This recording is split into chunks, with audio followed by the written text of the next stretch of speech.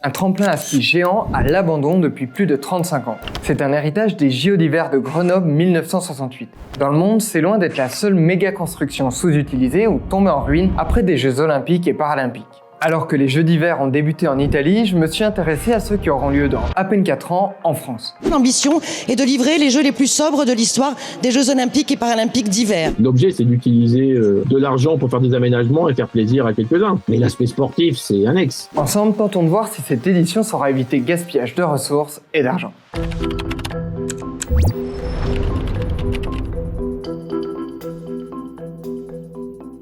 Prenons la direction des Alpes et plus précisément de la station de la Plagne. Nous sommes entre 1988 et 1992 et cette piste de bobsleigh vient d'être construite pour les JO d'Albertville. En 2030, elle pourrait bien faire partie de la dizaine de mégasites prévus pour le retour des Jeux d'hiver en France. Ce sont des infrastructures qui nous permettent en 2030 de faire des jeux plus sobres. On est sur des sommes qui sont très très importantes pour un usage extrêmement limité. Alors penchons-nous de plus près sur les infrastructures envisagées et les débats qu'elles occasionnent. Juste avant, pour plus de contenu comme celui-ci, n'hésitez pas à vous abonner à la chaîne YouTube de Brut. Dirigeons-nous vers Courchevel, un autre site des JO de 1992. Ici, on trouve notamment les tremplins érigés à l'époque pour le saut à ski. Eux aussi pourraient reprendre du service pour les prochains Jeux. Au total, pour l'édition des Alpes françaises 2030, les infrastructures existantes ou temporaires devraient représenter 93% des sites sportifs selon le site officiel. Pour les organisateurs, cette approche permet de limiter les coûts et l'impact environnemental. Dans le cas des JO de 2030, l'argument il est un petit peu fallacieux. Il y aura des travaux d'aménagement conséquents. Si on essaie de comparer, la moyenne des infrastructures existantes ou temporaires utilisées pour les Jeux d'hiver entre 2002 et 2018 était de 43%, mais ces dernières années, l'accent mis sur cet aspect a augmenté les ratios. Les Jeux d'été de Paris 2024 revendiquent 95%, les Jeux d'hiver de Milan-Cortina 2026 85%, et ceux de l'Utah 2034 100%. Faisons un tour rapide pour l'édition 2030 grâce à une liste dévoilée fin janvier. La première des 4 grandes zones concernées est la Haute-Savoie. Ici, à La Clusaz, le site de ski de fond devrait être réutilisé pour la compétition. Même chose au Grand Bornand pour le site de biathlon. Plus au sud, dans la grande zone Savoie, La Plagne réutiliserait donc sa piste de bobsleigh et Courchevel ses tremplins, ainsi que certaines pistes pour des épreuves de ski alpin. Et ça pourrait être aussi le cas de la station de Val d'Isère. Dans la zone briançonnais, les stations de Serre-Chevalier et Montgenèvre devraient accueillir des épreuves de ski freestyle et de snowboard. Enfin, dans la zone Nice, le stade de l'équipe de foot de Nice, l'Alliance Riviera, devrait être converti en patinoire temporaire pendant la durée des Jeux. On n'a toujours pas réglé le problème d'utilisation du stade Alliance Riviera de Nice et que le club de foot local puisse aller jouer ailleurs pendant cette période-là. Et notamment, il y a tout ce qui concerne les épreuves tests qui doivent avoir lieu un an avant. Là-dessus, au niveau de l'organisation, c'est un gros casse-tête. Alors, il y a une subtilité. Un site existant, ça ne veut pas forcément dire une absence totale d'aménagement. Si on se penche sur la station de Montgenèvre, par exemple, ce télésiège devrait être remplacé par un autre plus moderne et rapide. De nouvelles pistes devraient être aménagées pour les épreuves, notamment sur des surfaces aujourd'hui couvertes d'arbres qu'il faudrait donc couper. L'ensemble à Montgenèvre pourrait coûter un peu plus de 26 millions d'euros avec un ajustement possible. Pour les tremplins de Courchevel, le coût des rénovations est estimé à 43 millions d'euros environ. Et 43 millions d'euros, c'est aussi l'estimation pour les travaux sur la piste de bobsleigh de La Plagne. Si on prend en devise constante, cette piste de bob en 92, elle a coûté 59 millions d'euros. Et là, on en remet pour 43 millions. Donc effectivement, on réutilise un équipement qui a existé, mais là, on en met quand même pour plus de la moitié. On a des équipements qui fonctionnent, qui accueillent déjà des épreuves internationales, mais les fédérations poussent systématiquement à transformer les équipements. Pour ce cas précis, les organisateurs répondent en décrivant la création d'une microcentrale hydroélectrique, la modification de 2 virages pour améliorer la trajectoire des athlètes tout en limitant la quantité de glace à produire, la création de bâtiments annexes pour l'accueil touristique et des descentes de bobsleigh en 4 saisons, et des rénovations permettant des consommations d'énergie et d'eau très nettement réduites. De manière plus générale, ils expliquent que les estimations se basent sur des hypothèses ambitieuses de rénovation. De son côté, la transformation du stade de Nice en patinoire temporaire était évaluée à environ 66 millions d'euros en mars 2025 dans un rapport confidentiel de l'Inspection Générale des Finances. Mais il y a un site dont on n'a pas encore parlé, c'est l'Oval qui permet le patinage de vitesse sur longue distance. Il devrait probablement avoir lieu sur un site existant à l'étranger pour éviter la construction d'un nouveau site qui ne laisserait pas un héritage solide selon le site officiel. Et c'est une bonne idée. Donc on va les faire en Italie ou en Hollande. C'est toujours pas tranché. Mais en parallèle, d'autres grandes infrastructures doivent être construites de toutes pièces ou presque. Nous voici de nouveau à Nice. En plus de la conversion temporaire du stade dont je vous ai parlé, cette zone-là devrait accueillir l'une des plus importantes constructions pour les Jeux 2030. Il s'agit du COOL pour Complexe Olympique Omnisport de Nice, qui inclurait notamment une nouvelle patinoire destinée à organiser plusieurs épreuves sur glace. C'est la méga structure qui est vraiment prévue. Alors, il paraît que ça s'appelle le COOL, mais c'est pas très cool comme projet. Au départ, le maire de Nice avait annoncé une patinoire pour 20 millions d'euros, qui ne devrait rien coûter aux Niçois. On est passé à une patinoire qui est prévue à 148 millions, plus 37 millions pour les aléas. Des élus et des opposants dénoncent le coût et les impacts de ce projet. Certains pointent l'existence d'autres patinoires qui seraient compatibles, par exemple à Pralognan-la-Vanoise ou à Marseille dans cet article du Monde. Sauf que les organisateurs ont décidé qu'ils devaient répartir les travaux entre le nord et le sud. Parce que faut pas oublier aussi qu'une grosse partie de ce financement, c'est un financement de l'État qui permet d'avoir un apport extérieur et que ce soit pas les régions organisatrices qui règlent l'intégralité de la facture. Toujours côté infrastructure sportive, la liste mentionne la construction d'un bâtiment multi-activités à Val d'Isère et d'un pôle indoor à La Clusaz pour un peu plus de 20 millions d'euros chacun. Mais il n'y a pas que les sites sportifs qui doivent être aménagés. Nous voici désormais à Briançon. La ville est dominée par le Fort des Têtes, une fortification militaire Vauban érigée au XVIIIe siècle et inscrit au patrimoine mondial de l'UNESCO. Celui-ci doit être réhabilité pour construire l'un des 4 villages olympiques destinés ici à accueillir près de 940 athlètes pendant les Jeux. Il y a un gros dossier à 290 millions qui est celui du village olympique du Fort des Têtes à Briançon. Ça risque d'être un énorme casse-tête en termes de réalisation. Dans les 4 ans qui restent, d'autres infrastructures doivent sortir de terre. Un autre village olympique à Saint-Jean-de-Sixte, un autre à Beauzelle et un dernier à Nice. Le projet prévoit aussi la construction de 3 ascenseurs valléens. Ce sont en fait des remontées mécaniques mais en dehors des domaines skiables. Un premier de petite taille serait prévu pour rejoindre le village olympique de Briançon. Un deuxième pour aller de la commune d'Aime-la-Plagne à la station de La Plagne 1800 et un troisième pour aller du village de Beauzelle au site de compétition de Courchevel. On aura le village olympique qui sera construit à Beauzelle. Ça permettra d'emmener les athlètes plus rapidement pour les épreuves. Le coût de l'ascenseur valléen de La Plagne serait d'un peu plus de 101 millions d'euros, celui de Courchevel de 74 millions d'euros. À côté de ça, on peut citer d'autres bâtiments, notamment d'accueil, des aménagements pour renforcer l'accessibilité des stations aux personnes en situation de handicap, mais aussi plusieurs aménagements pour les transports en commun ou les voitures. Ils ont prévu de refaire des voies d'accès par la route pour fluidifier la circulation dans une zone qui est effectivement très chaotique. Et puis, ils veulent refaire aussi une partie des lignes de train. S'il y a des travaux partout, l'accès sera difficile et ça va vraiment perturber les habitants locaux. Ma source principale, c'est une liste des ouvrages rendus publics début 2026 par les organisateurs suite à une décision de justice. En parallèle, le Média Reporter en diffuse une autre version qui inclut les coûts hors taxes estimés pour chacun des ouvrages et qui est daté de décembre 2025. Le coût total y est estimé à 1,4 milliard d'euros. On était sur un coût initial annoncé à des jeux qui étaient les plus sobres et les plus responsables, annoncé à 1,5 milliard. Là maintenant, on est à 2,1 milliards pour l'organisation des Jeux, auquel il faut ajouter 1,4 milliard pour la Solidéo. Donc on est quasiment à 3,5 milliards. Aujourd'hui, on a l'assurance qu'on est à minimum à 26% de financement public. Ça risque de monter.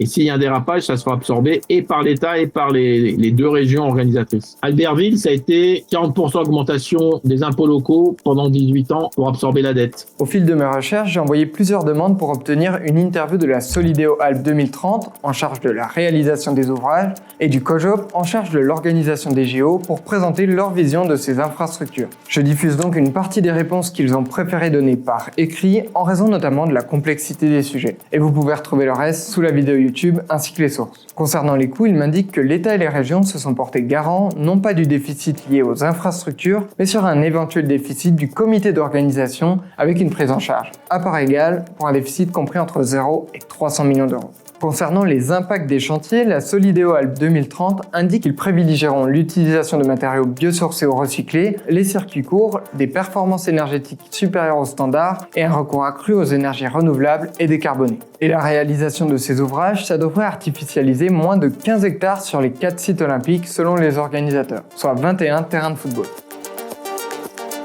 Pour avoir un autre point de vue, j'ai interviewé Eric Adamkiewicz, enseignant-chercheur spécialiste des aménagements sportifs et très critique des projets prévus pour 2030. La loi pour l'artificialisation des sols, comme on est en loi olympique, ça va être une loi d'exception. Les communes qui vont faire des aménagements pour les Jeux ne seront pas contraints de limiter les constructions. Et puis si vous faites des travaux, forcément, le bilan carbone des travaux, il va pas être favorable. On est bien dans un grand numéro de greenwashing.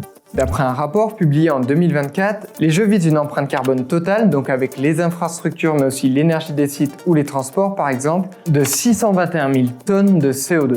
C'est l'équivalent de ce qu'émettent environ 62 000 Français pendant toute une année. Et on espère qu'on aura une carte des sites totalement finalisée pour juin 2026. Il y a des processus qui sont en cours de notre côté, d'investigation, d'études des sites, des coûts et des revenus associés à chaque décision. Ça signifie que des changements sont encore possibles et ça peut remettre en cause les projections initiales du budget et d'empreinte carbone qui pourraient augmenter selon Mathieu Lorca, maître de conférence en économie. On va vite voir ce que pourraient devenir ces méga infrastructures après les Jeux, mais juste avant, penchons-nous sur la neige.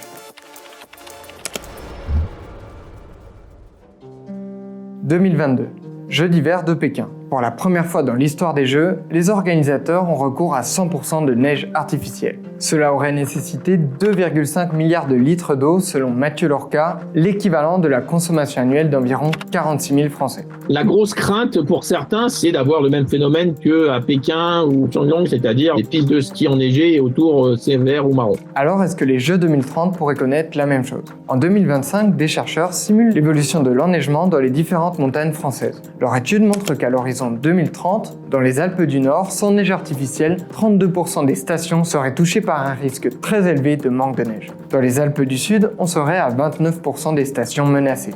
Alors qu'est-ce que ça va donner pour les JO? Pour les Jeux, les organisateurs indiquent que les conditions météorologiques seront déterminantes en matière de recours à l'enneigement de culture, c'est-à-dire artificiel. Ils précisent que pour sécuriser la tenue de l'événement, la production de la neige débutera en amont des compétitions, à travers un réseau d'enneigeurs performants qui a bénéficié d'investissements récents importants. Ça, je dois préciser que ça inquiète certains opposants et chercheurs. On est dans l'incapacité aujourd'hui de dire si on aura de la neige naturelle ou pas pendant les Jeux. Personne ne peut le dire. Donc la question, c'est la ressource en eau, c'est la construction de retenues collinaires éventuellement pour s'assurer du phénomène. Et à Montgenèvre, ils ont augmenté la taille de leur retenue collinaire.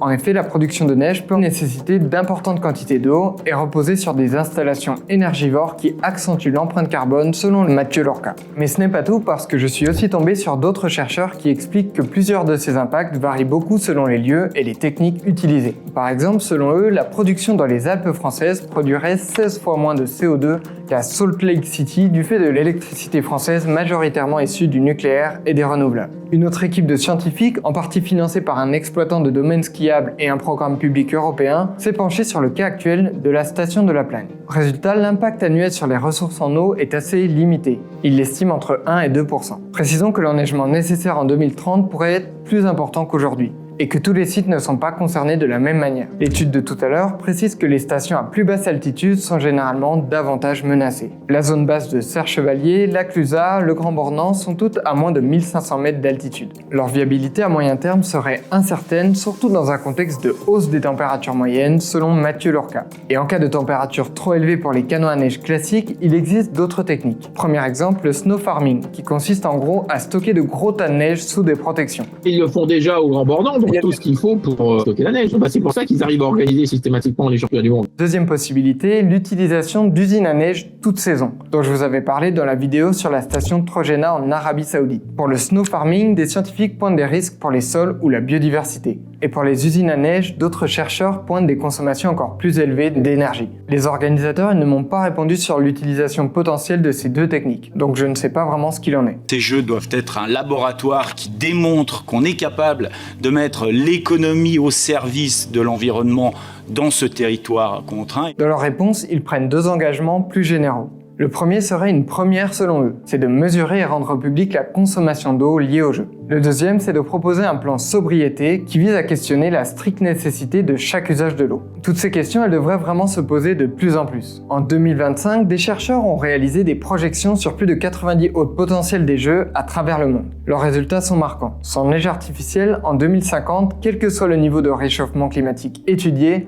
moins de 4 de ces sites pourraient continuer à accueillir les Jeux Olympiques dans des conditions correctes. Avec de la neige artificielle, on passerait autour de 45 à 55 hôtes possibles sur 93. Mais cela tombe entre 17 et 31 pour les Jeux paralympiques parce qu'ils ont lieu un peu plus tard. Les chercheurs précisent que si on ne limite pas le réchauffement, en 2080, encore moins de sites seraient possibles. Mais revenons aux infrastructures pour 2030 et ce qu'ils pourraient devenir après les Jeux. Plongeons en Italie en 2005. Ces tremplins en pleine construction doivent servir pour les Jeux de Turin 2006. Mais si on avance dans le temps, on voit qu'ils sont aujourd'hui complètement délaissés.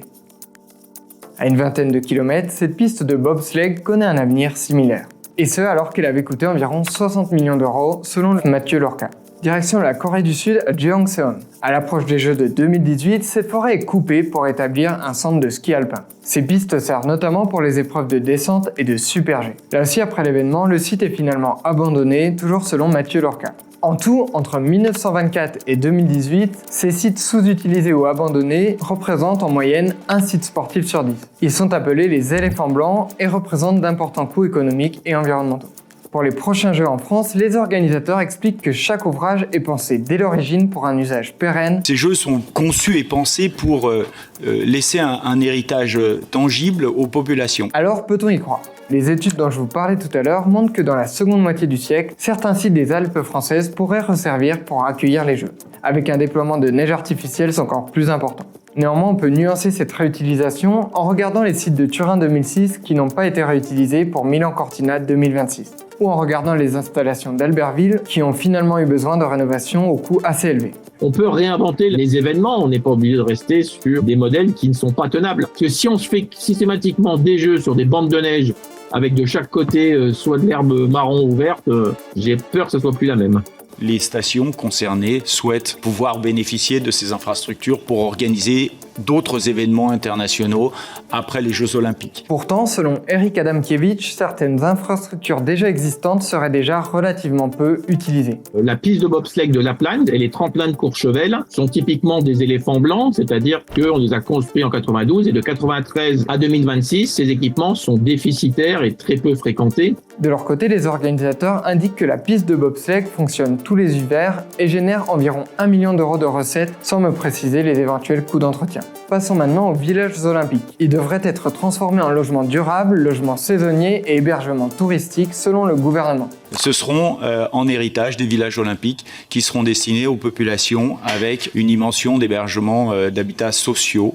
Et c'est pour ça qu'ils sont construits non pas en station de ski mais plutôt en vallée. Mais qu'en est-il de la grande patinoire permanente prévue à Nice ? Le site des Jeux indique qu'elle devrait permettre de répondre aux besoins des clubs locaux. Par ailleurs, selon les organisateurs, elle aura un usage polyvalent pour des décennies. Peut-être que ça va être utilisé, mais à quel prix ? Ça sera des coûts de fonctionnement qui vont être phénoménaux. D'après les organisateurs, les ascenseurs valléens et d'autres infrastructures de transport devraient permettre de favoriser le report de la voiture individuelle vers des mobilités partagées et décarbonées après les Jeux. Celui de M-La-Plagne, ça c'est vraiment un ascenseur puisqu'il partirait à côté de la gare. L'inconvénient majeur de ce projet, c'est qu'on n'a pas de plan de transport ferroviaire qui a été boosté. La Plagne, c'est 67 000 lits et on va faire un parking de 1000 places. Et encore, il faudra que les saisonniers et les résidents et les permanents qui travaillent sur la station, leurs horaires d'emploi pendant la saison correspondent aux horaires de cet ascenseur. Et le cas de Beauzelle est très intéressant puisqu'en fait, il est à 14 km de la gare de Moutier. Donc les gens vont pas monter en voiture jusqu'à Beauzelle, poser leur voiture et après monter sur Courchevel. En dehors de tout ça, Mathieu Lorca pointe un manque de consultation démocratique et interroge sur les conséquences potentielles en matière de dépendance accrue des territoires de montagne à l'économie des sports d'hiver, qui serait un pari particulièrement risqué dans le contexte du dérèglement climatique. C'est aussi une responsabilité, celle de préfigurer la montagne de 2050 pour que, dans 20 ans, la montagne soit toujours le même espace de contemplation, de plaisir, de sensation, mais aussi d'opportunités économiques. Récemment, j'ai pu voir dans les futures communes hautes des événements pour célébrer les Jeux. Mais j'ai aussi vu des actions et des manifestations qui demandent leur suspension. L'émotion sportive, elle est toujours là, mais la fête a un prix, et le mieux, c'est qu'on soit au courant du prix de la fête avant et d'éviter que ce soit au final une catastrophe et économique ou qu'après, au niveau environnemental, on se rende compte qu'on a fait des mauvais choix. Si on était dirigé par des gens raisonnables, le projet serait remis à 2034 et on prendrait le temps de faire des travaux correctement sans impacter les territoires et permettre de faire quelque chose qui soit vraiment positif. Que l'on le présente aux citoyens qui soient capables de se positionner. Je précise enfin que ces derniers mois, plusieurs membres de l'organisation des Jeux ont remis leur démission. Le COJOP maintient que leur projet repose sur des fondamentaux solides et constitue un levier de transformation pour les Alpes, de création d'emplois locaux, de soutien aux entreprises régionales ou encore de dynamisation économique et touristique. Voilà, j'espère que cet épisode vous aura intéressé. Alors ici, le but, c'est pas de vous dire qu'il faut être pour ou contre les JO. Personnellement, je dois avouer que j'aime particulièrement regarder les Jeux, et notamment le biathlon. Mais je trouve aussi important de connaître toutes ces implications derrière pour pouvoir se faire un avis global un peu plus éclairé. Si vous êtes concerné par le sujet en tant qu'athlète, habitant, organisateur ou opposant, n'hésitez pas à apporter des éléments complémentaires ou votre avis sur le sujet en commentaire. J'ai voulu pouvoir sortir cette vidéo rapidement et j'ai donc dû faire avec les informations que je trouvais et je n'ai pas pu tout traiter. Par exemple, je n'ai pas parlé des rebondissements pour chacun des sites, mais je sais que plusieurs décisions peuvent entraîner des fiertés ou des déceptions localement. Merci à toutes les personnes qui m'ont répondu par mail et à toutes les personnes de Brut qui ont participé et on se retrouve très bientôt.